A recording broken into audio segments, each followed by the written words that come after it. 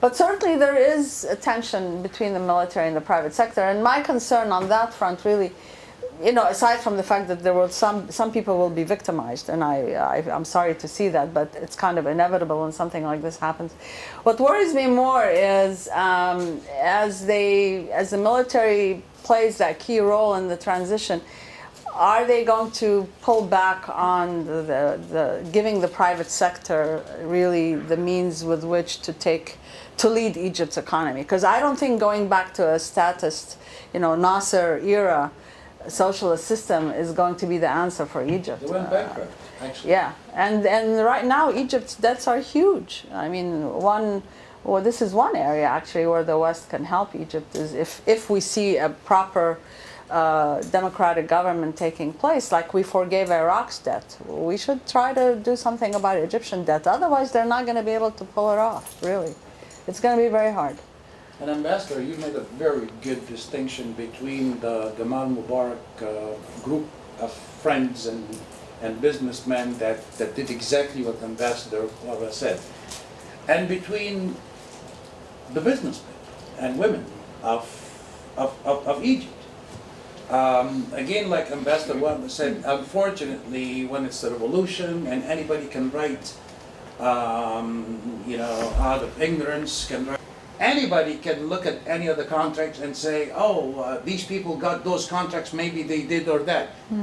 It's right now, it's shoot first and then ask questions. It's a revolution.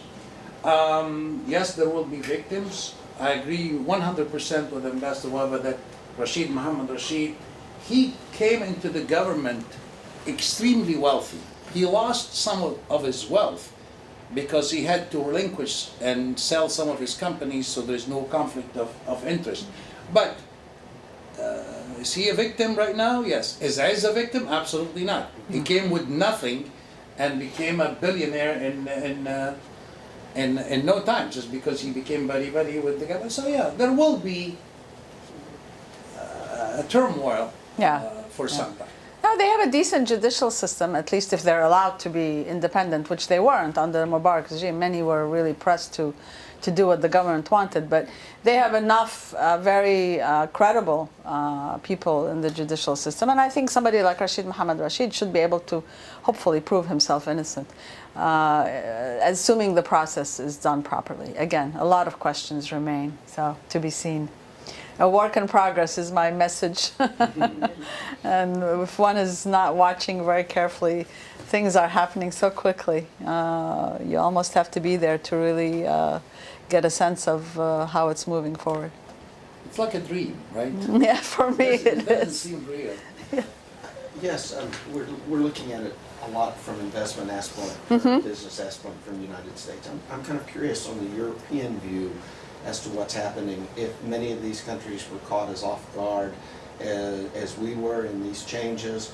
Also the fact of the expatriate community, is it moving back? Do they have leadership? Will they be accepted as being part of the new governments, the new business organizations to be found in some of these countries? I'm just kind of curious if the leadership void that some of these groups have shown now, as the old adage goes, it's easier to bring down a government than it is to build the institutions to make a government work. And I'm wondering if some of these expatriate groups, if some of these other countries like Italy, which has had a lot more effect on Libya, can play roles that maybe we as the United States can't play. It's probably always the hardest for the former colonial power to play a direct role. But certainly Italy, I mean, under Berlusconi, had some very strong ties to the Gaddafi regime, so they're unlikely to be the country of choice with the new Libyan government. I think a lot of the Europeans were just as surprised. I mean, we've been talking for years now about the situation in Egypt and Tunisia as being very difficult, and it's likely, just needs a spark. Well, the spark came. You can never predict the spark, in my view. So I think the Europeans were no better informed than we were as to why it happened so quickly, which is what I think the surprising part was. Not only not that it happened so quickly. I think is what was a bit of a surprise. So I think certainly in Egypt and Tunisia, they have no shortage of their own people, very capable, very well educated. I mean, who's going to run for president in Egypt? There are probably 15 good possible candidates for president of Egypt.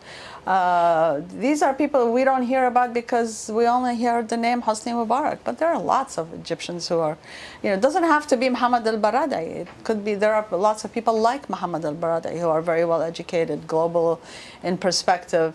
But they're going to have to come up, it's going to have to be organic. It's going to have to come from within. And what I would argue is the less we meddle and the less the Europeans meddle, the better. These are not, broken states. Egypt and Tunisia have institutions. They have long histories. They have very well educated people. They can do it. The areas that we can assist in, will be small. For example, the debt forgiveness I talked about, economic assistance. I mean, right now, the entire U.S. economic assistance package goes to the military. Should we think about realigning that? I would argue yes. Maybe we need to start putting more on the governance, on the civil society, on education. I mean, we've spent billions of dollars in Egypt on education. So I'm not saying that we haven't done enough. We've done a lot. The U.S. government, the U.S. taxpayers have done a lot for Egypt over the years. But this is a time when maybe we need to just realign our existing economic assistance to Egypt. So these are the areas where I think our support would be effective, but not in the actual torturous process of how to make the transition. I think that has to be theirs. Really, because it has to be credible to their people. And I think the minute you have foreign meddling in that, then people get tarnished and it becomes really divisive within the country. So, especially countries with a lot of pride and sovereign, issues of sovereignty loom very big in countries like Egypt and Tunisia because they've had long histories and they're very proud people. Well, with that note, I will thank you very much for attending today. I know you all have very busy business schedules, so thank you for taking the time to come out and chat with me. I appreciate it. And I look forward to seeing you again. Thank you.